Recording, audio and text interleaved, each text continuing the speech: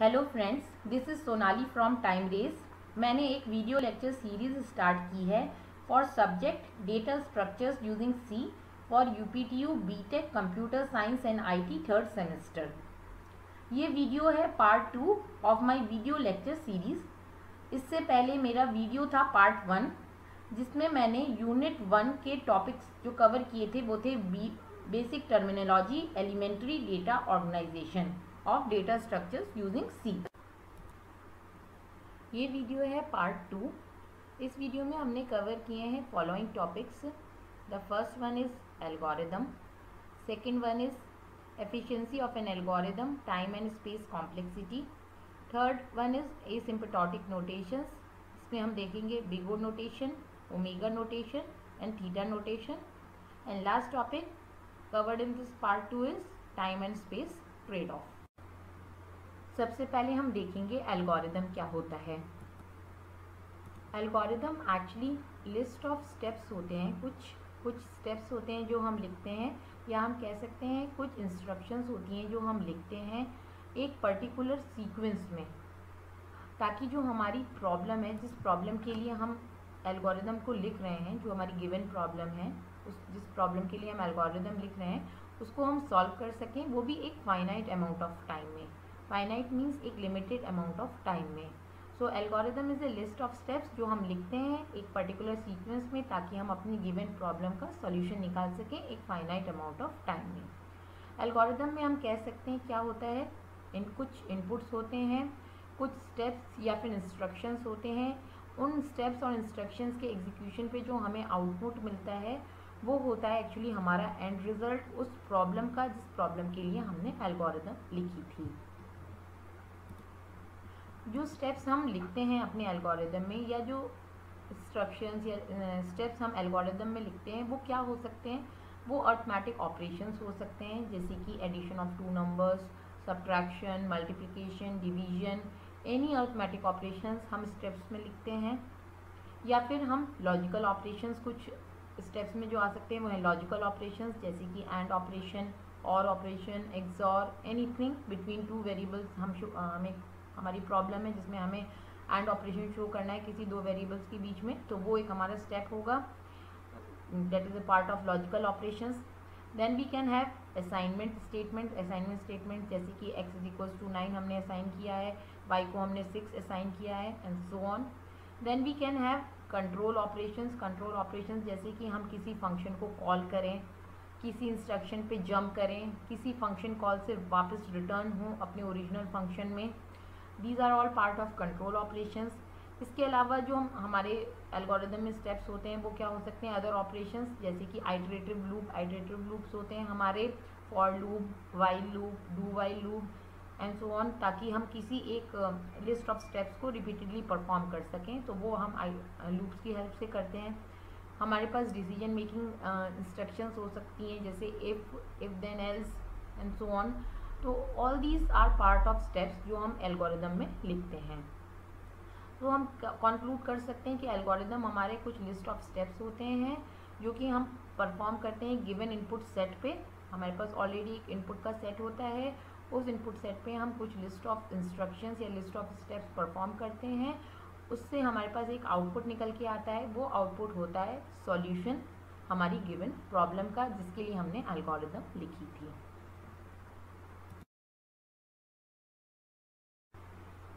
अब हम देखेंगे asymptotic notation. Asymptotic notation is actually A mathematical tool which is used to analyze the behavior of an algorithm at runtime.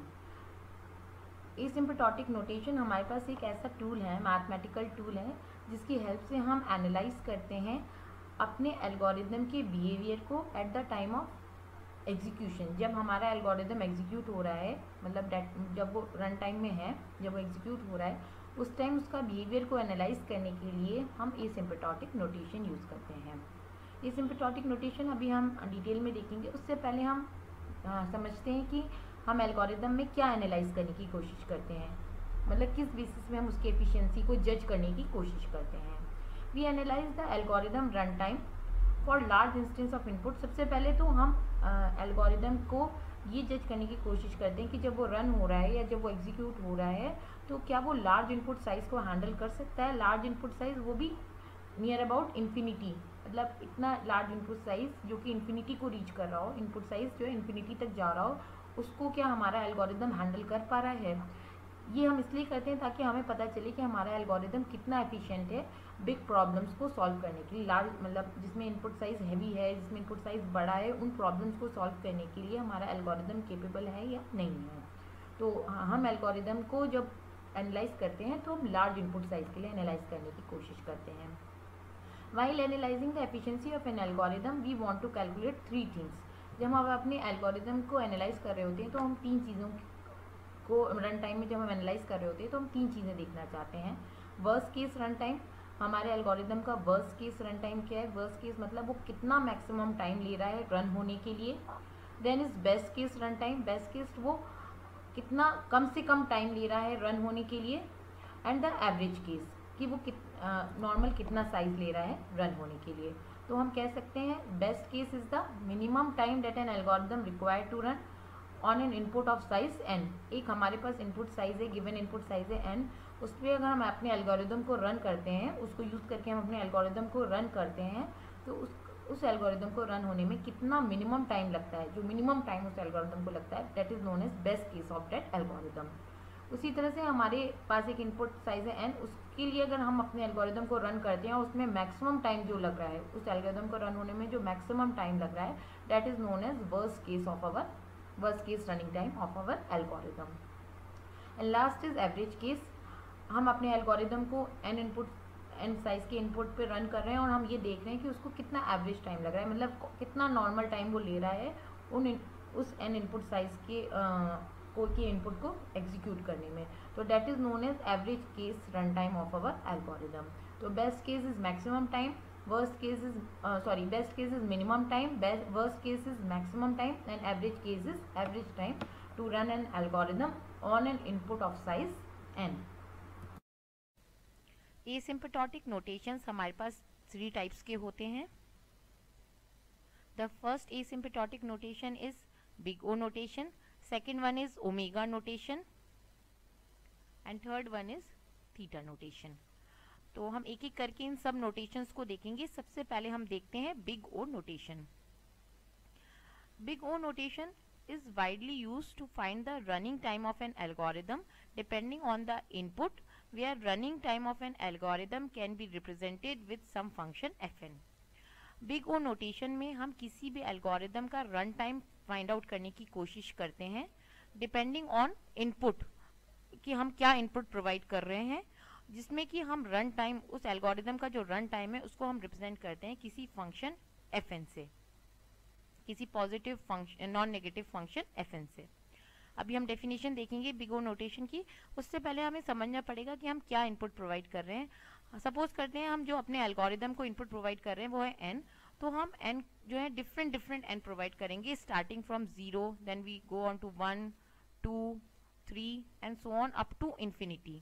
हम n को smaller input से start करके bigger input की तरफ जाते हैं ताकि हम ये जज कर पाएं कि जिस एल्गोरिदम का हम रन टाइम कैलकुलेट कर रहे हैं वो इन इनपुट साइज पे कैसा बिहेव कर रहा है, 0 पे कैसा बिहेव कर रहा है, n1 पे, n2 पे, n3 पे and so on up to n some bigger value पे कैसा बिहेव कर रहा है।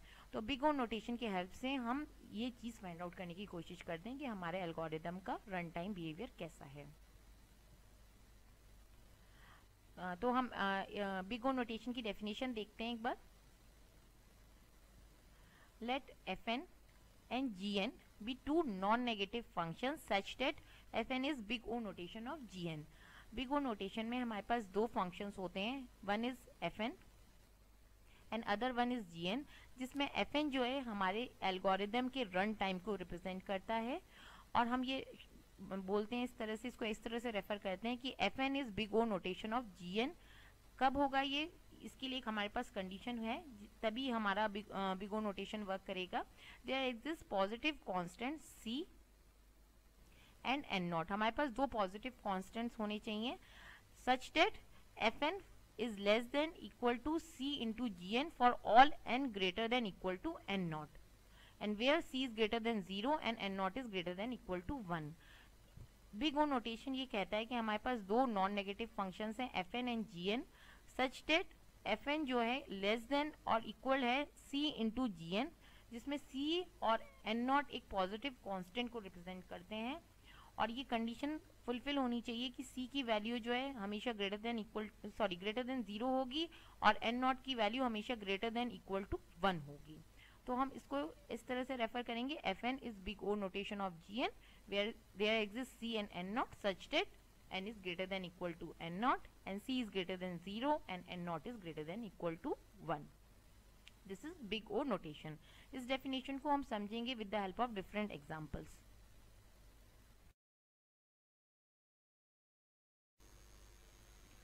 So हमारी अब definition fn is less than equal to gn for all n is greater than equal to n naught में हमने देखा कि c और n naught हमारे positive constants हैं, जिसमें c की वैल्यू हमेशा ग्रेटर देन 0 होनी चाहिए और n नॉट की वैल्यू हमेशा ग्रेटर देन इक्वल टू 1 होनी चाहिए। इस डेफिनेशन में fn हमेशा हमारा रिप्रेजेंट करेगा running time of an algorithm. fn is running time of an algorithm, अभी हमने देखा था। और gn जो है नॉन नेगेटिव फंक्शन है जो अपर बाउंड सेट करेगा, it will represent an upper bound for function fn। ये gn जो है अपर बाउंड सेट करेगा हमारे फंक्शन fn पे। तो हम ये कह सकते हैं that if an algorithm is executed on some computer, अगर हमारा एल्गोरिदम हम किसी कंप्यूटर पर रन कर रहे हैं with increasing value of n, जिसमें हम इनपुट n को इंक्रीज कर रहे हैं 0 1 2 3 up to infinity, then the running time of an algorithm can be represented using function fn। तो उस केस में हम रनिंग टाइम को रिप्रेजेंट करेंगे किसी फंक्शन fn से, जो कि हमेशा लेस देन होगा किसी फंक्शन gn से, और वो फंक्शन gn जो है अपर बाउंड का काम करेगा उस फंक्शन fn पे। मतलब हमारा फंक्शन की वैल्यू कभी भी gn से ग्रेटर देन नहीं होगी, हमेशा fn will be less than equal to some constant multiply by gn, where gn is representing the upper bound on function fn। Suppose करते हैं कि हमारे पास है एक फंक्शन, सिंपल फंक्शन ले लेते हैं fn किसी एल्गोरिदम का रन टाइम शो कर रहा है। fn की वैल्यू है 10n क्यूब 6n प्लस 2। तो इस केस में जो हमारा अपर बाउंड gn की वैल्यू होगी वो होगी n क्यूब। हम देख सकते हैं कि हमारा जो सबसे बड़ा n है वो है n क्यूब, हमारे इस फंक्शन fn में सबसे बड़ा n जो है वो n क्यूब है, then we have n then 2। तो हमारा gn जो अपर बाउंड है वो कभी भी n क्यूब से छोटा नहीं हो सकता, n स्क्वायर नहीं हो सकता, n नहीं हो सकता। क्यों? अगर हमने n स्क्वायर रखा तो 10n, तो हम ये कह रहे हैं कि 10n cube plus 6n plus 2 is less than equal to n square, और जिसमें एक कांस्टेंट से भी हम मल्टीप्लाई कर रहे हैं उसको। तो ये पॉसिबल नहीं है। ये पॉसिबल इसलिए नहीं क्योंकि कैसे हो सकता है कि n क्यूब, अगर हम n 1 भी मान के चल रहे हैं तो 10 plus 6 plus 2 is less than equal to some constant multiply by n square, ये पॉसिबल नहीं है। तो इसलिए हमेशा हमारा जो लार्जेस्ट वैल्यू ऑफ n दी हुई होती है किसी फंक्शन fn में, हम उस gn को वो मान के चलते हैं। तो gn is in this case n cube. अगले एग्जांपल में देखते हैं, सपोज करते हैं हमारे किसी फंक्शन किसी एल्गोरिदम के रन टाइम की फंक्शन की वैल्यू है 5n स्क्वायर प्लस 3। तो इस केस में gn, क्योंकि हम देख रहे हैं लार्जेस्ट n जो है वो n स्क्वायर है, तो इस केस में gn की वैल्यू होगी n square. Then in this function हम देख रहे हैं fn की वैल्यू है 2n प्लस 1, तो इस केस में gn की वैल्यू होगी n। अब हम देखते हैं, सपोज करते हैं हमारे किसी एल्गोरिदम का रन टाइम है 8, रन टाइम फंक्शन को हम रिप्रेजेंट कर रहे हैं 8 से, तो उस केस में n जब है ही नहीं, n मिसिंग है, तो उस केस में हमारी gn की वैल्यू होगी 1। तो हमने देखा कि डिपेंडिंग अपॉन दी फंक्शन, जो फंक्शन हमारा fn है उसमें जो n की वैल्यू है, सबसे बड़ी वैल्यू है, वो हमारी gn यानी कि अपर बाउंड की वैल्यू होती है। जैसे इस केस में n क्यूब, इसमें n स्क्वायर, इसमें n और इसमें 1। अब हम कुछ एग्जांपल्स देखते हैं, उन एग्जांपल्स में हमें बिग ओ नोटेशन fn gn की वैल्यूज और क्लियर हो जाएंगी। सपोज करते हैं एग्जाम्पल फर्स्ट, सबसे पहले एक एग्जाम्पल लेते हैं जिसमें हमारे fn की वैल्यू गिवन है 3n प्लस 2, यानी कि हमारी किसी एल्गोरिदम के रन टाइम की जो वैल्यू है जिसको हम फंक्शन fn से रिप्रेजेंट कर रहे हैं वो है 3n प्लस 2। तो हम बिग ओ नोटेशन की डेफिनेशन से जानते हैं कि क्या है, fn should always be less than equal to c into gn, where c some constant जिसकी वैल्यू हमेशा ग्रेटर देन 0 होगी। तो अब स्टार्ट करते हैं। इस केस में हमारा gn क्या होगा, n, क्योंकि हमारे फंक्शन fn में जो सबसे बड़ी n की वैल्यू है वो है 3n n, तो इस केस में हमारा gn की वैल्यू हो गई n। अब हम ये मान के चल रहे हैं कि c, अब हमें क्या क्या कैलकुलेट करना है, c, अब हमें कैलकुलेट करना है c एंड n नॉट। हमने gn निकाल लिया n, अब हम देखेंगे c और n नॉट की वैल्यू। तो सबसे पहले हम स्टार्ट करते हैं c से। लेट अस अज्यूम कि c जो है हमारा 4 है, हम c 4 एज्यूम कर रहे हैं, क्योंकि हम जानते हैं, सबसे पहली बात हम जानते हैं कि जो हमारे कांस्टेंट्स हैं वो दोनों ग्रेटर देन, क्यों पॉजिटिव कांस्टेंट्स हैं तो ग्रेटर देन 0 होंगे। तो c की वैल्यू हमने ग्रेटर देन 0 4 एज्यूम की है। अभी मैं बताऊंगी कि हमने 4 क्यों एज्यूम की है। सेकेंडली हमारा जो n है वो ग्रेटर देन n नॉट है, जिसमें n नॉट की वैल्यू हमेशा ग्रेटर देन 1 होनी चाहिए। तो हम n नॉट की वैल्यू स्टार्ट करेंगे 1 से, 0 से नहीं 1 से, क्योंकि हमने अभी देखा कि n नॉट जो है ग्रेटर देन इक्वल टू 1 होना चाहिए। तो हमने n नॉट यानी कि n हम 1 से स्टार्ट करेंगे, then will go on 2 3 and so on, जब तक कि हम किसी कंक्लूजन पे नहीं पहुंचते। तो हमने c की वैल्यू 4 क्यों ली, हम देख सकते हैं कि हमारा गिवन फंक्शन है 3n प्लस 2। तो हमें ये पता है कि 3n plus 2 should be less than equal to some constant c into gn। c की वैल्यू अगर हम 4 से कम रखेंगे, सपोज हम 3 रखते हैं, और gn हमें पता ही है, अभी हमने ऊपर कैलकुलेट किया था n है, तो ये हो जाएगा 3n plus 2 is less than equal to 3n, जो कि पॉसिबल नहीं है, जो कि पहली बार में कंडीशन फेल हो जाएगी। तो हमें c की वैल्यू यहाँ इस लेफ्ट हैंड साइड में देख के रखनी पड़ेगी कि हम देख रहे हैं कि n अगर हम 1 भी मान के चल रहे हैं तो 3 प्लस 2 5, एटलीस्ट 5 आ रही है लेफ्ट हैंड साइड में, तो हमें कुछ ऐसी वैल्यू रखनी होगी c की जो ग्रेटर देन हो। तो हम मान के चल रहे हैं, हम एज्यूम करके चल रहे हैं कि c को हम 4 ले लेते हैं, फॉर टाइम भी c4 ले लेते हैं हम। तो इस तरह से हमारी क्या डेफिनेशन बन रही है, 3n plus 2 is less than equal to 4 into n। इस डेफिनेशन के हिसाब से देखिए 3n plus 2 is less than equal to c into g n. C को हमने रिप्लेस किया 4 से और इंटू जी एन हमारा n है। तो हमारी डेफिनेशन निकल के आई 3n plus 2 is less than equal to 4 into n। अब हम स्टार्ट करेंगे n इक्वल टू 1 से। अभी हमने देखा था कि n की वैल्यू हमेशा जो है ग्रेटर देन इक्वल टू 1 होनी चाहिए, तो हमने स्टार्ट किया 1 से। 1 से स्टार्ट किया तो हमने अपनी इस इक्वेशन में ये जो हमारी डेफिनेशन है इसमें हमने n की वैल्यू रखनी शुरू करी। तो हमने सबसे पहले n की वैल्यू रखी 1, तो ये हुआ 3 into 1 plus 2 is less than equal to 4 into 1। तो क्या ये कंडीशन सेटिस्फाई हो रही है? तो हम देखते हैं लेफ्ट हैंड साइड में हमारा क्या बैठ रहा है, 3 plus 2 is 5 is less than equal to 4। No, this condition is incorrect, ये कंडीशन फेल हो गई हमारी, यानी कि n इक्वल टू 1 हमारे इस अबव डेफिनेशन में फिट नहीं बैठ रहा, क्योंकि हमारी left hand side is greater then है राइट हैंड साइड, जो कि नहीं होनी चाहिए। हमारी डेफिनेशन कह रही है कि लेफ्ट हैंड साइड यानी कि f n should always be less than equal to some c into g n, जो कि फेल हो गया। तो this is false. Now we will move on to n equal to 2। अब हम n इक्वल टू 2 के लिए देखते हैं। हम इसमें देखते हैं 3n प्लस 2 में हमने n की वैल्यू रखी 2 is less than equal to 4 into 2, g n की वैल्यू n। तो 3 into 2 is 6 plus 2 is 8 is less than equal to 4 into 2 8, yes 8 is equals to 8। तो this condition is correct for n equal to 2, ये definition ठीक जा रही है। तो हम कह सकते हैं कि n हमारा स्टार्ट हो रहा है 2 से, क्योंकि 1 से तो हमारी वैल्यू फॉल्स हो गई थी, तो हम ये कह सकते हैं n इक्वल टू 2 से हमारी डेफिनेशन ठीक हो रही है। हम आगे अब बढ़ाते हैं n की वैल्यूज, आगे देखते हैं n की वैल्यूज। n की वैल्यू अब हम लेके चलते हैं 3। उस केस में क्या है, 3 into 3 plus 2 is less than equal to 4 into 3। तो ये हो गया 3 into 3 9 plus 2 is less than equal to 12, yes 9 plus 2 is 11 is less than equal to 12। तो हम ये कह सकते हैं n इक्वल टू 3 के लिए भी हमारी कंडीशन ठीक जा रही है। Then we move on to n equal to 4। अब हम देखते हैं, हमने यहाँ पे n की वैल्यू 4 रखी, तो हमारा हो गया 3 into 4 12 plus 2 is 14 is less than equal to 4 4 जो 16। This condition is also correct. तो हम देख रहे हैं कि हमारे n स्टार्टिंग फ्रॉम 2 से increasing value of n 2 3 4 5 and so on, ये कंडीशन सेटिस्फाइड हो रही है। तो हम क्या कंक्लूड कर सकते हैं, हमारे function f n is less than equal to some c into g n, यानी कि f x is less than equal to 4 into n for all n greater than equal to 2। तो हम कह सकते हैं कि हमारा फंक्शन जो है जिसमें सी की वैल्यू होगी 4 और n जो है हमेशा ग्रेटर देन इक्वल टू 2 होना चाहिए, क्योंकि n इक्वल टू 1 के लिए हमारी कंडीशन फॉल्स हो गई थी।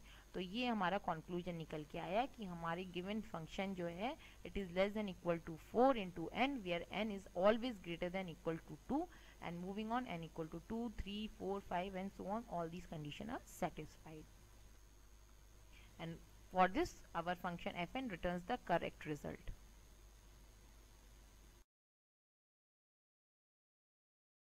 अब हम दूसरा एग्जांपल देखते हैं जिसमें हम फिर से बिग ओ नोटेशन फाइंड आउट करेंगे। हमारा गिवन फंक्शन है fn is equals to 2n plus 10। So हमारी बिग ओ नोटेशन डेफिनेशन हो गई fn is less than equal to c into g n. So 2n plus 10 is less than equal to c into g n. तो gn की value हो गई हमारे पास n। अभी हमने प्रीवियस एग्जांपल में भी देखा था gn कैसे निकाला था हमने, तो gn is equals to n। अब हम एज्यूम करके चलते हैं कि c हमारा 3 है। हम c को कुछ भी एज्यूम कर सकते हैं, थोड़ा सा हम अपनी जो गिवन फंक्शन है उसको एनालाइज करते हैं, उसके हिसाब से हम c को एज्यूम करते हैं। तो यहाँ हमने c को 3 एज्यूम करा है। तो हमारा अब फंक्शन क्या बन गया, left hand side is 2n plus 10 is less than equal to c into g n. C की वैल्यू हमने 3 सब्सटीट्यूट करी इंटू जी एन की वैल्यू n, तो ये बन गया 2n plus 10 is less than equal to 3n, 3 into n। तो अब हम फाइंड आउट करेंगे n की value n, so that function हमारा fn is less than equal to c into g n for all n greater than equal to n naught. यही हमारी ये sympathetic notation की डेफिनेशन होती है फॉर बिग ओ नोटेशन। तो अब हम फाइंड आउट करते हैं, स्टार्ट करते हैं n इज इक्वल टू 1 से। हम सबसे पहले n is equal to 1 substitute करेंगे इस गिवन इक्वेशन, इस गिवन डेफिनेशन में 2n plus 10 is less than equal to 3 into n। तो हमने n की जगह यहाँ 1 सब्सटीट्यूट करा, 2 into 1 plus 10 is less than equal to 3 into 1। अगर हम इसे कैलकुलेट करें तो ये कंडीशन इनकरेक्ट है, ये कंडीशन फॉल्स हो रही है, because left hand side is not less than equal to right hand side. तो n इज इक्वल टू 1 के लिए हमारी कंडीशन फेल हो गई। इसी तरह से हम सब्सटीट्यूट करेंगे 2, 3, 4, 5, 6, 7, 8 एंड 9 के लिए। 2n plus 10 is less than equal to 3 into n की डिफरेंट वैल्यू सब्सटीट्यूट करेंगे स्टार्टिंग फ्रॉम 2 टू n 9। तो हम देखेंगे हमारी कंडीशन फेल हो रही है, मतलब इनकरेक्ट आ रही है। तो इसका मतलब n इज इक्वल्स टू 1 से लेके n इज इक्वल्स टू 9 तक के लिए हमारी ये डेफिनेशन फेल हो रही है। अब हम n को 10 सब्सटीट्यूट करके देखते हैं। हम n को 10 सब्सटीट्यूट कर रहे हैं, तो हमने किया 2 इंटू 10, n को सब्सटीट्यूट किया 10 plus 10 is less than equal to 3 into 10। यहाँ हम देखेंगे कि हमारी कंडीशन करेक्ट आ रही है। Left hand side is 30 is less than equal to 30, yes 30 is less than equal to 30, ये कंडीशन सही आ रही है।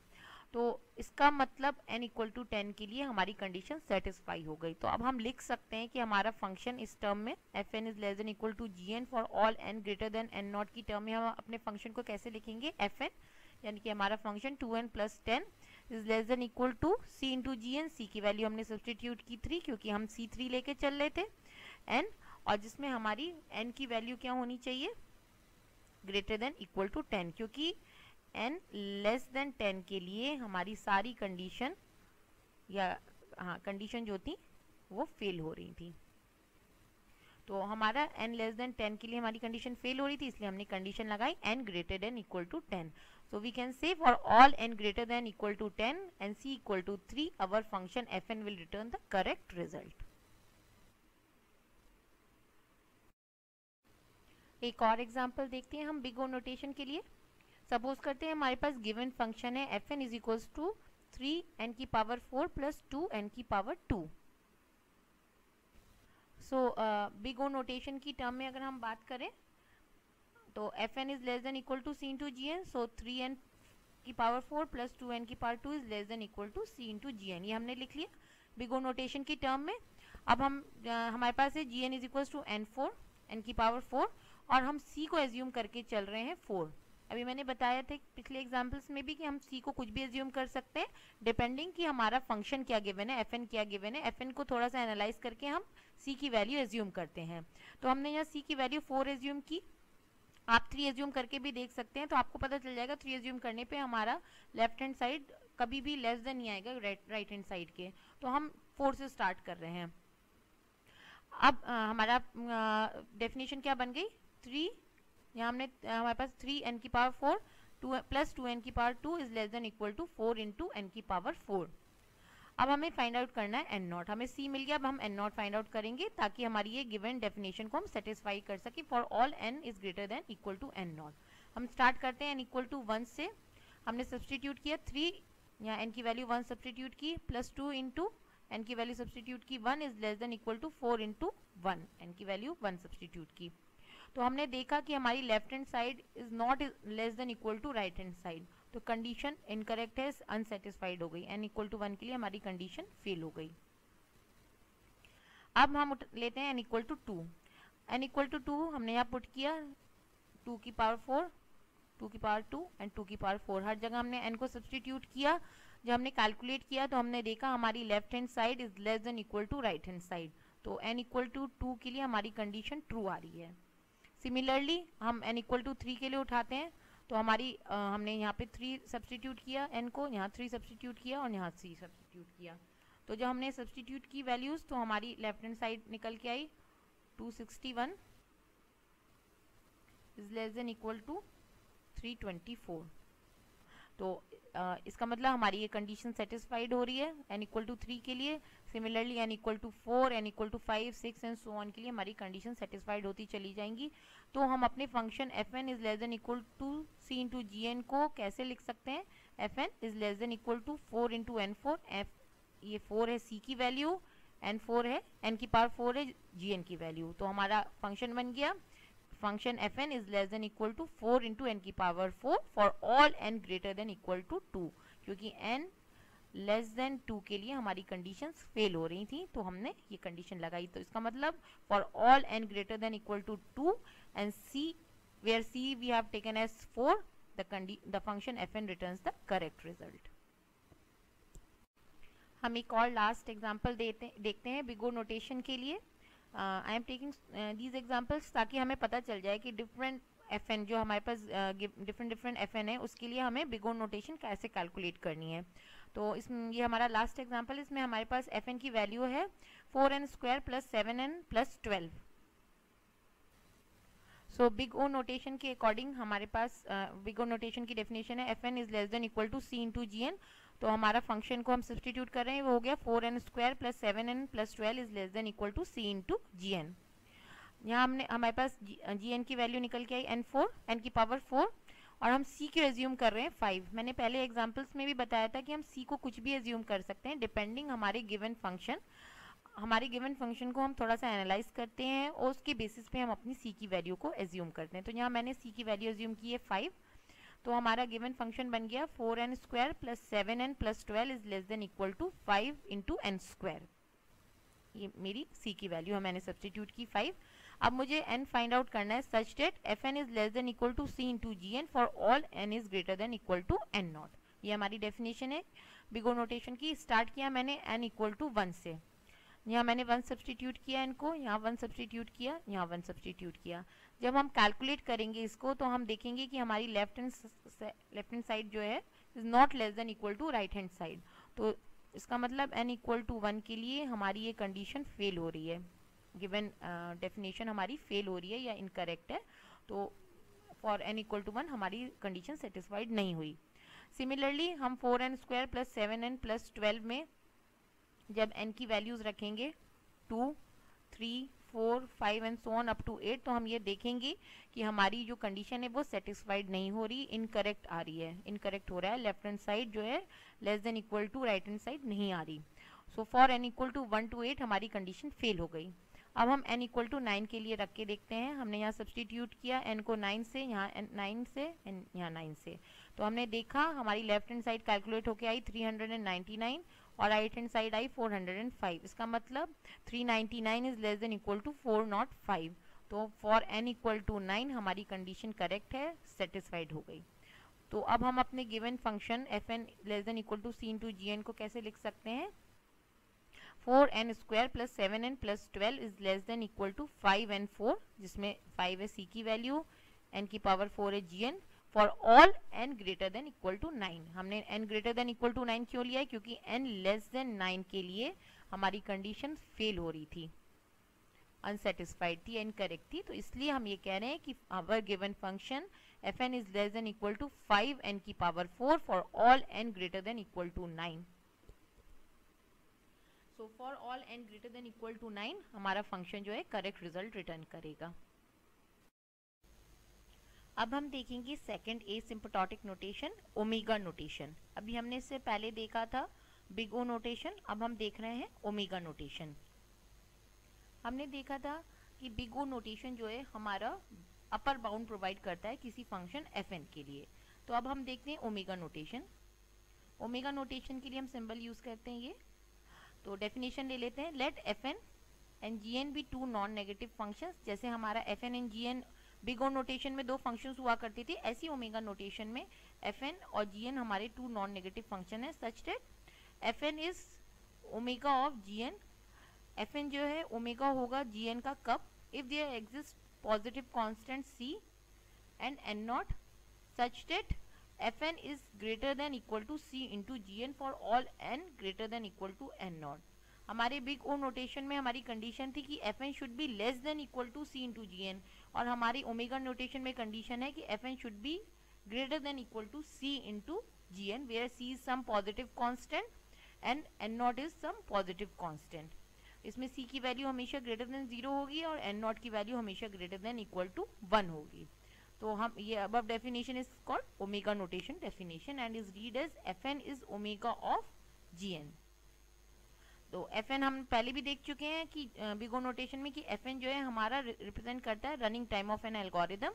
तो ओमेगा नोटेशन में भी एफ एन जो है हमारा रिप्रेजेंट करता है running time of an algorithm, और फंक्शन जी एन ओमेगा के केस में रिप्रेजेंट करता है लोअर बाउंड। जब हमारा बिग ओ नोटेशन था तो जी एन रिप्रेजेंट करता था अपर बाउंड, और इस केस में ओमेगा नोटेशन में जी एन रिप्रेजेंट करता है lower bound for the function f n. अब हम ओमेगा नोटेशन समझेंगे कुछ एग्जाम्पल्स की हेल्प। हम अपना पहला एग्जाम्पल लेते हैं जिसमें हमारे पास एक फंक्शन गिवन है f n is equals to 3n plus 2, जिसके लिए हम ओमेगा नोटेशन कैलकुलेट करेंगे। तो अगर हम डेफिनेशन देखें हमारी ओमेगा नोटेशन की, तो हमारी ओमेगा नोटेशन की डेफिनेशन है f n should be greater than equal to c into g n. तो हमारा फंक्शन गिवन है 3n plus 2 should be greater than equal to c into gn. Here gn is equals to n, ये हम पहले भी देख चुके हैं gn कैसे निकालना है। अब हम एज्यूम करके चल रहे हैं c की वैल्यू 3। मैंने अपने पहले एग्जांपल्स में भी बताया था जब हम बिग ओ नोटेशन डिस्कस कर रहे थे कि हम c की वैल्यू कुछ भी एज्यूम कर सकते हैं। इसी तरह ओमेगा नोटेशन में भी हम c की वैल्यू कुछ भी एज्यूम कर सकते हैं, बस हमें अपने गिवन फंक्शन को थोड़ा सा एनालाइज करना होगा और उस एनालिसिस के बेसिस पे थोड़ा सा देखकर हमें c की वैल्यू एज्यूम करनी होगी। तो हमने देखा यहाँ c की वैल्यू 3 है, अगर हम 2 लेंगे तो हम देख सकते हैं कि हमारी कंडीशन इनिशियली ही फेल हो जाएगी, इसलिए हम c को 3 लेके चल रहे हैं। अब हमने देखा c की वैल्यू 3 ली, तो मैंने वो वैल्यू पुट करी। सबसे पहले हम देखते हैं f n 3n plus 2 is greater than equal to, यहाँ मैंने c की वैल्यू 3 पुट करी, 3 इंटू एन। तो ये हमारा डेफिनेशन बन गया 3n plus 2 is greater than equal to 3n। अब हम फाइंड आउट करने की कोशिश करेंगे n naught for f n greater than equal to c into g n for all n is greater than equal to n naught. तो हम n की value start कर रहे हैं 1 से। सबसे पहले मैंने 1 पुट किया यहाँ पे, 3 into 1 plus 2 is greater than equal to 3 into 1। यहाँ हमने n की वैल्यू 1 पुट करी, तो हमने देखा ये कैलकुलेट होके आया 3 plus 2 5 is greater than equal to 3। तो for n equal to 1 condition correct है, कंडीशन पास हो गई।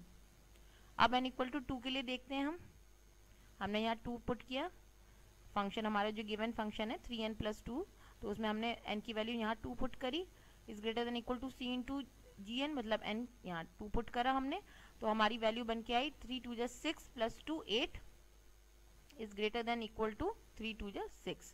तो ये हो गया 8 is greater than equal to 6। तो कंडीशन हमारी फॉर n इक्वल टू 2 भी करेक्ट है, सेटिस्फाइड है। Similarly for n equal to 3 हमने देखा, यहाँ हमने पुट करी वैल्यू n की 3, यहाँ पे हमने n की वैल्यू 3 पुट करी, तो ये हमारा बन गया 3 3 जा 9 plus 2 11 is greater than equal to 3 3 जा 9। तो n इक्वल टू 3 के लिए भी हमारी कंडीशन सेटिस्फाइड है। तो अब हम कह सकते हैं कि हमारा given function f n is greater than equal to c into gn for all n greater than equal to n naught can be written as fn is greater than equal to 3 into n, क्योंकि c की value हमने 3 put करी है, into n for all n greater than equal to 1। हमारी n equal to 1 2 3 and so on के लिए value condition satisfied हो रही है, तो इसलिए हमने लिखा n greater than equal to 1। so for all n greater than equal to 1 and c equal to 3 the function fn returns the correct result। हम एक और एग्जांपल ले लेते हैं ओमेगा नोटेशन समझने के लिए। हमारे पास गिवन फंक्शन है 3n की पावर 4 प्लस 2n की पावर 2। तो हमारा गिवन फंक्शन हमें पता है ओमेगा नोटेशन के अकॉर्डिंग हमारी डेफिनेशन है fn should be greater than equal to c into gn। तो ये हो गया फंक्शन है हमारा 3n की power 4 plus 2n square should be greater than equal to c into gn। तो यहाँ हमने gn देखा n की पावर 4 निकल के आया, c हमने 3 एज्यूम करा है। अगेन c हम कुछ भी एज्यूम कर सकते हैं अपने फंक्शन को एनालाइज करने के बाद। तो मैंने यहाँ c 3 एज्यूम करा है, तो हमारा फंक्शन बन गया, सॉरी डेफिनेशन बन गई 3n की power 4 plus 2n square should be greater than equal to, यहाँ c की वैल्यू सब्सटीट्यूट करी 3 इंटू n की पावर 4। हम देख सकते हैं अगर हम c जो है 2 लेके चलेंगे तो हमारी कंडीशन जो है, अगर हम c इक्वल टू 2 लेते हैं तो हम देखते हैं कि कोई बेनिफिट हमें नहीं दिख रहा, क्योंकि देखिए ऐसा होगा अगर हम c इक्वल टू 2 ले रहे हैं तो हमारी डेफिनेशन क्या बनेगी 3n की power 4 plus 2n square is greater than equal to 2n की पावर 4। तो ये हमें देखने से ही पता चल रहा है कि ऑलरेडी लेफ्ट हैंड साइड जो है ग्रेटर देन हो रही है राइट हैंड साइड के। तो एटलीस्ट हम c कुछ ऐसा चूज करें जिसको हम आगे with the help of n 1 2 3 and greater values of n prove कर पाएं कि हाँ it is satisfying the omega notation definition. So इसलिए मैंने n की वैल्यू 3 ली है। हम n की वैल्यू c की वैल्यू मैंने 3 ली है, हम c की वैल्यू 4 से भी चेक कर सकते हैं, 5 से भी चेक कर सकते हैं। वी हैव टू प्रूव कि गिवन c के लिए जो हमने c एज्यूम करा था n की वैल्यू क्या निकल के आ रही है, कहाँ से स्टार्ट हो रही है, 1 से 2 से 3 से कहाँ से स्टार्ट हो रही है, और बड़ी वैल्यूज के लिए ओमेगा डेफिनेशन सेटिस्फाई हो रही है नहीं हो रही। तो हम c इक्वल टू 3 मैंने लिया, तो हमारी डेफिनेशन बन गई 3n की power 4 plus 2n square is greater than equal to 3 into n की पावर 4। अब हमें n नॉट फाइंड आउट करना है, तो मैंने n स्टार्ट किया 1 से, ये हो गया 3, यहाँ मैंने n को 1 से सब्सटीट्यूट किया, 3 into 1 plus 2 into 1 is greater than equal to 3 into 1। तो हमारा निकल के आया 3 plus 2 is greater than equal to 3। तो फॉर n इक्वल टू 1 हमारी कंडीशन जो है करेक्ट है, सेटिस्फाइड है। अगेन अब हमने लिया n इक्वल टू 2, तो मैंने यहाँ 2 से सब्सटीट्यूट किया n को, यहाँ पे 2 से सब्सटीट्यूट किया और यहाँ से 2 से सब्सटीट्यूट किया। तो जब हम इसको कैलकुलेट करेंगे तो हम देखेंगे n इक्वल टू 2 के लिए हमारी कंडीशन ट्रू है, सेटिस्फाइड आ रही है, क्योंकि हमारी लेफ्ट हैंड साइड आएगी 48 plus 8 is greater than equal to 64, sorry greater than equal to 48, this is 48। Again हम n इक्वल टू 3 लेते हैं, तो हम देखते हैं हमने सब्सटीट्यूट करी वैल्यू n की 3 से, यहाँ पे 3 से, यहाँ पे 3 से, तो हम देखते हैं हमारी n इक्वल टू 3 के लिए भी कंडीशन सेटिस्फाइड है। हमारी लेफ्ट हैंड साइड आ रही है 243 plus 18 is greater than equal to 243। तो इस तरह से हम देख रहे हैं कि हमारी इंक्रीजिंग वैल्यू ऑफ n के लिए हमारी कंडीशन सेटिस्फाइड हो रही है। तो हम कह सकते हैं कि fn is greater than equal to 4 into n की power 4 for all n greater than equal to 1।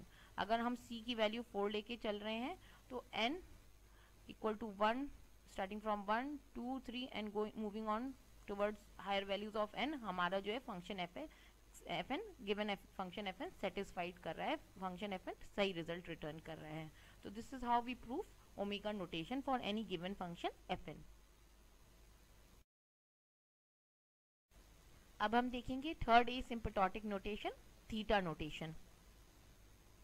इससे पहले हमने बिग ओ नोटेशन और ओमेगा नोटेशन में देखा था कि हमारे पास दो फंक्शंस होते हैं, f n and g n.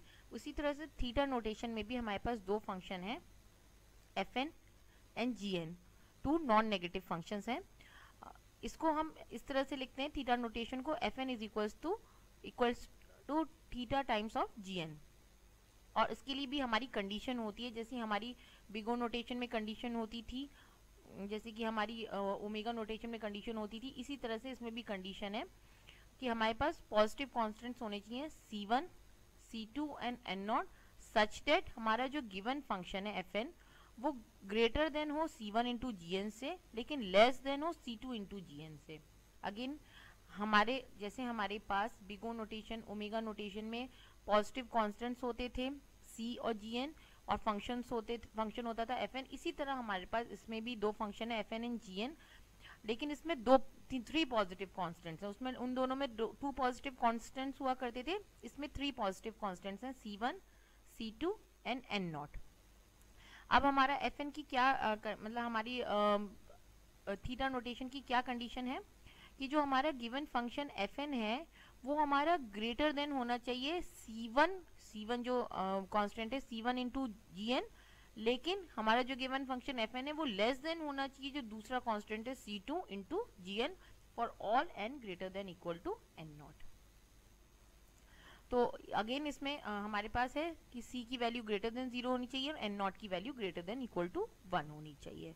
तो इसको हम पढ़ते हैं इस तरह से कि Fn is theta times of theta of Gn। Again इसमें हमारा जो गिवन फंक्शन Fn है वो रिप्रेजेंट करता है running time of an algorithm, और फंक्शन Gn जो है वो इस time both upper bound and lower bound का काम करेगा। हमारी जो बिग ओ नोटेशन थी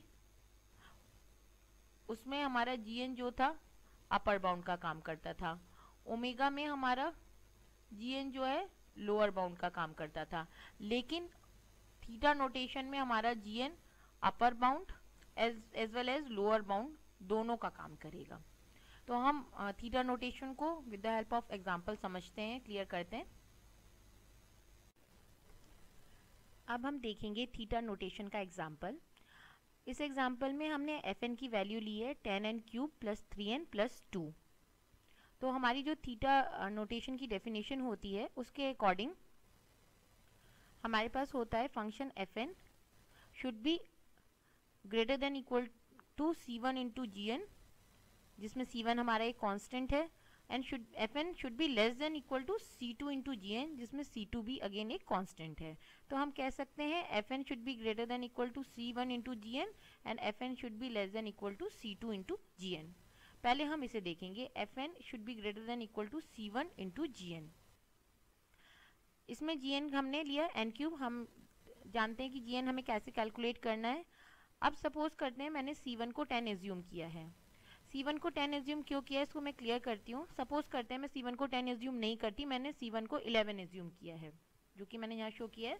C1 को सपोज करते हैं मैंने 11 एज्यूम किया है, तो मेरा ये फंक्शन बन गया ये वाला, this one. Fn should be greater than equal to C into Gn। तो 10n cube plus 3n plus 2 should be greater than equal to, ये C की वैल्यू सब्सटीट्यूट की 11, Gn की वैल्यू सब्सटीट्यूट की n क्यूब, तो ये 11n cube. अब मैंने जब n स्टार्ट किया 1 से, क्योंकि हमने देखा था कि हमारा जो है ये किसको सेटिस्फाई करना चाहिए, for all n greater than equal to N0। और हम ये भी जानते हैं जिसमें C की वैल्यू हमेशा चाहे C1 हो या C2 हो उसकी वैल्यू ग्रेटर देन 0 होनी चाहिए, और N0 की value greater than equal to 1 होनी चाहिए। तो इसलिए मैंने n की वैल्यू स्टार्ट की 1 से।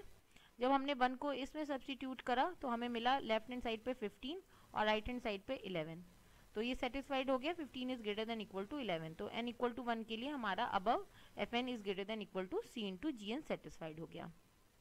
अब हम लेते हैं n की वैल्यू 2। n की वैल्यू 2 सब्सटीट्यूट करने पे लेफ्ट हैंड साइड आई 88, इसमें जब हमने 10n cube plus 3n plus 2 में n की वैल्यू सब्सटीट्यूट की 2 और राइट हैंड साइड पे 11n क्यूब में सब्सटीट्यूट की n की वैल्यू 2, तो हमारे पास राइट हैंड साइड आया 88। तो again 88 is greater than equal to 88, ये n इक्वल टू 2 के लिए भी सेटिस्फाइड हो गया। अब हम देखते हैं n इक्वल टू 3 के लिए। जब मैंने n इक्वल टू 3 के लिए 10n cube plus 3n plus 2 में एन की वैल्यू 3 सब्सटीट्यूट की तो मुझे लेफ्ट हैंड साइड मिला 281 और राइट हैंड साइड मिला 297। अब यहाँ मैं देख रही हूँ कि कंडीशन फेल हो गई क्योंकि 281 इज नॉट ग्रेटर देन और इक्वल टू 297। तो मैंने देखा C1 जब मैंने 11 सब्सटीट्यूट किया तो उस केस में C1 11 जब मैंने लिया तो सिर्फ n इक्वल टू 1 और n इक्वल टू 2 के लिए तो मेरा 10n cube plus 3n plus 2 is greater than equal to C into g n है। लेकिन जैसे जैसे हमने n की वैल्यू को इंक्रीज किया 3, 4, 5, 6 एंड सो ऑन, तो हमारी ये कंडीशन फेल होती चली गई। तो इसलिए मैंने C1 को 11 नहीं लिया। उसी तरह जब मैं C1 को 12 सब्सटीट्यूट करके देखूंगी तो मैं हम यही देखेंगे कि C1 इक्वल टू 12 के लिए 10n cube plus 3n plus 2 is greater than equal to 12n cube सिर्फ n इक्वल टू 1 को सेटिस्फाई करेगा। n equal to 2, n equal to 3 and so on, आगे n जैसे हम इंक्रीज करते चले जाएंगे ये कंडीशन फेल हो जाएगी जब हम C1 को 12 लेके चल रहे हैं। तो हमने देखा C1 11 12 के लिए सिर्फ n इक्वल टू 1 को सेटिस्फाई कर रहा है या most hardly n equal to 2 को सेटिस्फाई कर रहा है। जैसे हम n की वैल्यू इंक्रीज कर रहे हैं ये फेल हो रहा है। तो इसलिए मैंने यहाँ C1 को 10 एज्यूम किया, छोटी वैल्यू एज्यूम करी। तो अब हम C1 इक्वल टू 10 और Gn n क्यूब से इसको Fn is greater than equal to C1 into Gn को देखते हैं। हाँ, हमने C1 को 10 एज्यूम करा तो हमने 10n cube plus 3n plus 2 is greater than equal to 10n cube हमारा बना, जिसमें हमने C की वैल्यू 10 सब्सटीट्यूट की और Gn की वैल्यू n क्यूब सब्सटीट्यूट करी।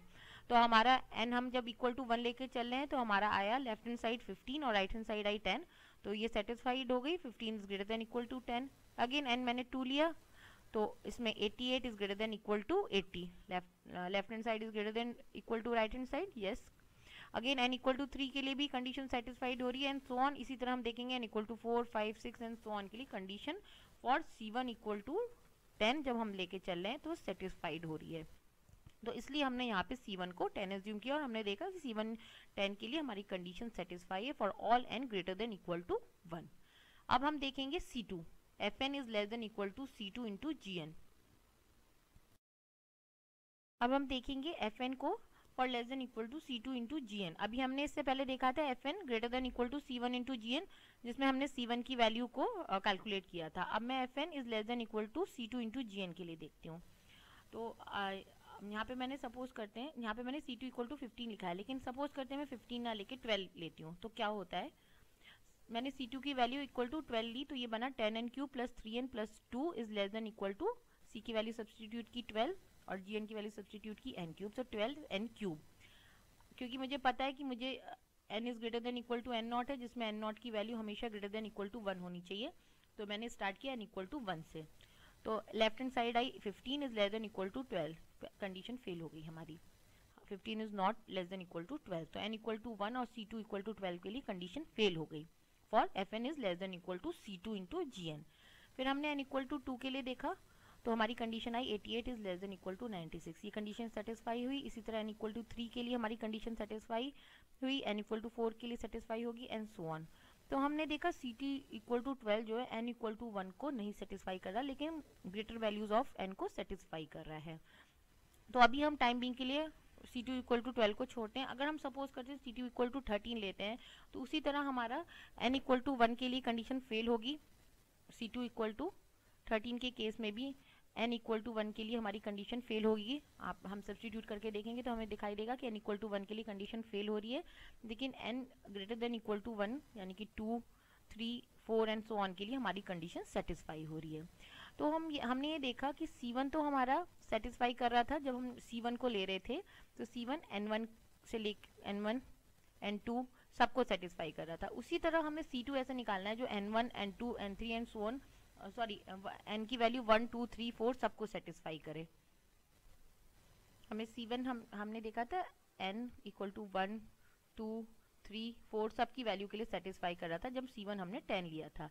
उसी तरह हमें C2 कुछ ऐसा निकालना है जो n इक्वल टू 1 2 3 4 सबको सेटिस्फाई करे। इसी वजह से मैंने C2 की वैल्यू 15 ली है। जब हम 15 को 10n cube plus 3n plus 2 is less than equal to 12n cube में रखेंगे for n equal to 1 2 3 4 and so on, तो हम देखेंगे ये सबको सेटिस्फाई कर रहा है। इसीलिए मैंने C2 इक्वल टू 15 लिया है, 12 या 13 नहीं लिया, क्योंकि n इक्वल टू 1 को सेटिस्फाई नहीं कर रहा था। तो अब हम कह सकते हैं कि हमारा function Fn is greater than equal to C1 into Gn and Fn is less than equal to C2 into Gn for C1 equal to 10 and C2 equal to 15 and Gn equal to n cube. ठीक है, हमने अभी निकाला C1 10 C2 15 for all n greater than equal to 1. सब n हमारे starting from 1 2 3 and so on C1 and C2 दोनों को satisfy करें. C1 10 C2 15 फॉर n इक्वल टू 1 2 3 Fn की कंडीशन को सेटिस्फाई कर रहे हैं, यानी कि Fn is less than equal to 15. हम कह सकते हैं कि हमारे ये Fn 10n cube plus 3n plus 2 is less than equal to C2 into Gn यानी कि 15 into n cube and is greater than C1 into Gn यानी कि 10 इंटू n क्यूब. ये C1 की वैल्यू है, ये C2 की वैल्यू है, ये हमारे Fn की वैल्यू है. Hence this is proof for theta notation. उसी तरह मेरा दूसरा एग्जांपल है जिसमें मेरी Fn की वैल्यू है 4n प्लस 2. अगेन हमारी नोटेशन के अकॉर्डिंग हमें सेटिस्फाई करना है कि Fn should be greater than equal to C1 into Gn and Fn should be less than equal to C2 into Gn. Gn है हमारा n, हमने अपने फंक्शन के अकॉर्डिंग Gn को निकाला n. अब हम C1 को एज्यूम कर रहे हैं 4 और C2 को एज्यूम कर रहे हैं 6. मैंने पहले ही बताया था हम कुछ भी एज्यूम कर सकते हैं, थोड़ा सा हमें अपनी गिवन फंक्शन Fn को एनालाइज करना होता है. तो यहाँ हमने एनालाइज करके पाया कि C1 हमारा 4 और C2 इक्वल टू 6 अगर हम रखते हैं तो हमारा Fn is greater than equal to 4 into n यानी कि C1 into Gn and Fn is less than equal to C2 into Gn यानी कि 6 into n for all n greater than equal to 1. For all n यानी कि n 1 2 3 and so on सबके लिए satisfy करेगा जब हम C1 को 4 ले रहे हैं और C2 को 6 ले रहे हैं. तो ये हमारा बना Fn यानी कि 4n plus 2 is greater than equal to 4 into n यानी कि C1, this is C1 into n and is less than equal to C2. ये 6 हमारा C2 की वैल्यू है. तो ये बन गया हमारा 4n plus 2 is greater than equal to 4 into n and less than equal to 6 into n for all n greater than equal to 1, क्योंकि n 1 2 3 सबको सेटिस्फाई कर रहा है. तो इस तरह हमने तीनों एसिम्पटोटिक नोटेशंस देखी. बिग ओ नोटेशन, उसके कुछ एग्जांपल्स हमने देखे और उसको समझा. फिर हमने देखी थीटा नोटेशन, उसके कुछ एग्जांपल्स देखे, उसको हमने समझा. एंड ओमेगा नोटेशन, उसके एग्जांपल्स, उसको समझा. तो इस तरह से तीनों एसिम्पटोटिक नोटेशंस विद एग्जांपल्स हमने समझी. हम नेक्स्ट टॉपिक देखेंगे टाइम स्पेस ट्रेड ऑफ, जो कि हमारे इस वीडियो का लास्ट टॉपिक है. इस वीडियो सीरीज पार्ट 2 का लास्ट टॉपिक होगा.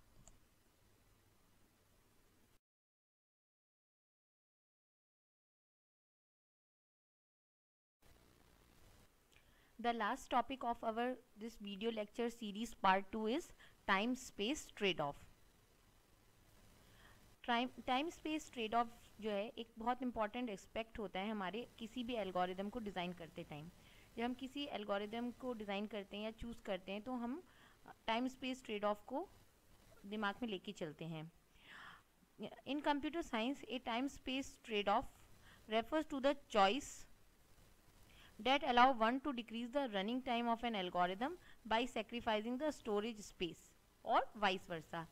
टाइम स्पेस ट्रेड ऑफ में क्या होता है, ये हमारी चॉइस को रेफर करता है. Time space trade off, suppose I have to choose between 2 और मोर देन 2 एल्गोरिदम, तो मैं क्या देखना चाहूँगी, कैसे चॉइस करूँगी कि या तो मैं अपने जो एल्गोरिदम है उसके रनिंग टाइम को डिक्रीज कर लूँ किसकी हेल्प से, अपने एल्गोरिदम की स्टोरेज स्पेस को बढ़ाकर, increasing the storage space of my algorithm, या फिर वाइस वर्सा मीन्स कि या फिर हम अपने एल्गोरिदम के टाइम को इंक्रीज कर लें और स्टोरेज स्पेस को कम कर लें. तो ये हम इंडिविजुअल चॉइस होती है कि हम एल्गोरिदम में क्या चाहते हैं, टाइम कम रखना चाहते हैं एल्गोरिदम का, रनिंग टाइम कम रखना चाहते हैं या स्टोरेज स्पेस कम रखना चाहते हैं. अगर हमारा डेटा जो हमारे एल्गोरिदम में डेटा है वो अनकम्प्रेस्ड फॉर्म में स्टोर है, अनकम्प्रेस्ड मतलब अनजिप फॉर्म में सारा डेटा अनकम्प्रेस्ड है, तो it will take more space but less time as no time is required to decode और अनपैक द डेटा. मतलब हमारा डेटा जो ऑलरेडी डिकोडेड फॉर्म में है तो हमें उसको अनपैक या डिकोड करने की ज़रूरत नहीं है.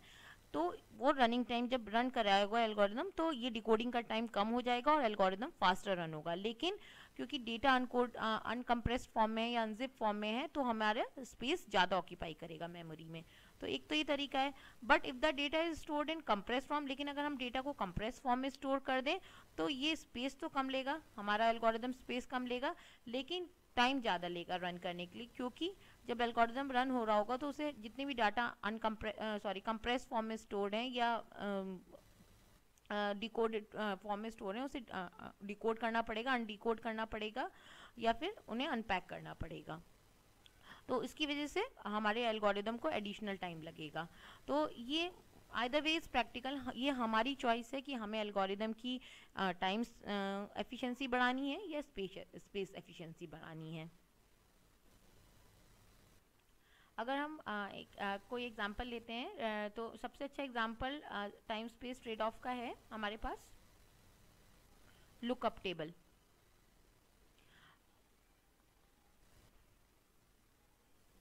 लुकअप टेबल क्या करता है, पहले से ही वैल्यूज को स्टोर करके रख लेता है, pre stores the value of a function और a variable that would otherwise be computed each time it is needed.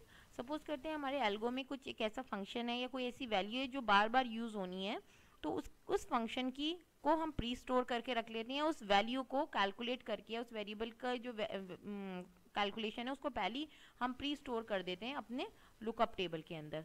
तो जब भी हमारा एल्गो रन करता है तो वो वैल्यू वहाँ से हम यूज़ कर लेते हैं। फॉर एग्जाम्पल हम एग्जाम्पल लेते हैं, सपोज करते हैं हमें फैक्टोरियल ऑफ 12 जो है बार बार यूज़ होना है हमारी किसी एल्गो में, ठीक है। तो हम मान के चल रहे हैं कि हमारा जो फैक्टोरियल ऑफ 12 है is the greatest value of the factorial function that can be stored in 32 bit integer variable.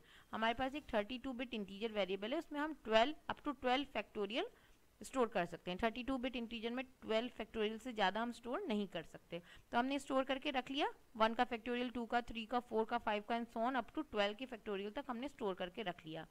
अब हम सपोज करते हैं कि हम एक प्रोग्राम लिख रहे हैं, एल्गो लिख रहे हैं, जिसमें हमें बार बार फैक्टोरियल की ज़रूरत है। तो हमें बार बार इस फैक्टोरियल को कैलकुलेट करने की ज़रूरत नहीं पड़ेगी। क्यों नहीं ज़रूरत पड़ेगी? क्योंकि हम लुकअप टेबल में जाएंगे और जो भी फैक्टोरियल है 1 का, 2 का, 3 का, जो भी हमें ज़रूरत है, हम वहाँ से उसकी प्री स्टोर वैल्यू जो है उसको फैच कर लेंगे, जो ऑलरेडी प्री स्टोर्ड वैल्यू से फैच कर लेंगे। तो इससे हमारा जो टाइम एफिशिएंसी है वो इंक्रीज हो जाएगी, क्योंकि ऑलरेडी वैल्यूज कैलकुलेटेड हैं, कंप्यूटेड फॉर्म में स्टोर हैं, और बस हमें उन्हें फैच करना है और अपने एल्गोरिदम या अपने प्रोग्राम में उन्हें यूज़ करना है। इनकेस अगर हमारा 12 से ज़्यादा का फैक्टोरियल, तब तो वी कांट हेल्प इट, क्योंकि वो 32 हमने कंडीशन लगा रखी है कि 32 बिट इंटीजर वेरिएबल है, तो उसमें स्टोर ही नहीं होगा। तो इस तरह से हमारा जो है टाइम जो है रिड्यूस हो जाता है, क्योंकि ऑलरेडी हमने वैल्यूज स्टोर कर रखी हैं। हाँ, इसके लिए हमें थोड़ा सा अमाउंट स्पेस, मतलब एडिशनल स्पेस रखना पड़ेगा। क्यों? क्योंकि लुकअप टेबल को हमें एक स्पेस देना पड़ेगा मेमोरी में स्टोर करने के लिए। तो इस तरह से हमारा थोड़ा सा एडिशनल स्पेस जरूर लग रहा है, लेकिन हमारा टाइम जो है काफ़ी रिड्यूस हो गया, क्योंकि फैक्टोरियल बार बार हमें कैलकुलेट नहीं करना पड़ रहा, सिर्फ हमें उसको जाके लुकअप टेबल में लुकअप करना देखना पड़ रहा है और वहाँ से फैच करके उसकी वैल्यू अपने एल्गो में या अपने प्रोग्राम में यूज़ करनी है। तो हम ये कह सकते हैं कि जो कोई भी एक एल्गोरिदम होता है, कोई भी एक अच्छा एल्गोरिदम जो होता है, वो गिवन प्रॉब्लम को सॉल्व करता है, जिस कैसे कम मेमोरी में कम स्पेस लेके और कम टाइम रन करने के लिए। लेकिन अगर हम प्रैक्टिकल फॉर्म में देखें, ये तो हमने आइडियल सिचुएशन बोली कि एक अच्छा एल्गोरिदम वो है जो कम स्पेस ले रहा है और कम टाइम ले रहा है एग्जीक्यूट होने में। लेकिन अगर हम प्रैक्टिकल फॉर्म में देखें तो हम दोनों objective, less space and less running time, नहीं अचीव कर सकते। तो वन में require less memory space but में take more time to complete. एक एल्गोरिदम ज़्यादा स्पेस लेगा लेकिन कम टाइम लेगा, या फिर एक एल्गोरिदम मेमोरी में स्पेस ज़्यादा लेगा लेकिन टाइम कम लेगा रन होने के लिए। तो ये हमारी चॉइस है कि हमें चॉइस करनी पड़ेगी टाइम के बीच में या स्पेस के बीच में। तो इस चीज़ को हम कहते हैं time space trade of between algorithms. We make choice that we want algorithm to take less memory space or we want algorithm to require less time for execution. तो हमने अब यूनिट 1 के जो टॉपिक्स हमने मेंशन किए थे, algorithm, efficiency of an algorithm, time and space complexity, asymptotic notation and time space trade off, सब कुछ कवर कर लिया इस वीडियो पार्ट 2 में ऑफ यूनिट 1।